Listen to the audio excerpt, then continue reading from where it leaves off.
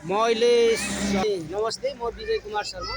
मैले सुरुङ्गा नगरपालिका 7 नम्बर वडा नम्बर वडा नम्बर 7 वडा नम्बर 5 को कुसा बजारमा छु र यहाँ चाहिँ चिया खाउँ भन्दै स्थानीय केही दाजुभाइहरूले मलाई बोलाउनु भयो र उहाँहरूसँग भलाकुसारी हुँदै गर्दा उहाँहरूको गफ उहाँहरूकै आवाजमा सुन्नुहोस् है त।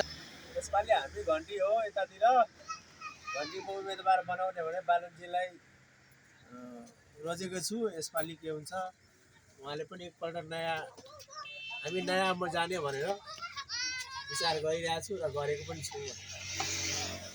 हामी पनि उयो हो चुपचाप घन्टी छ घन्टी। ल सुनिहाल्नुभयो, जनताको कुरा सुनिहाल्नुभयो। म त स्वतन्त्र अभियन्ता हो, जनताले जे बोल्यो त्यही चाहिँ मैले रेकर्ड गरिदिएको। दिदीले चिया पकाउँदै हुन्छ भन्नु त दिदी। ल ल चिया पकाउने दिदीले नि भनिदिनु भयो, के भन्नुभयो आफै सुन्नु होला, मैले यहाँ बोलिनँ है त।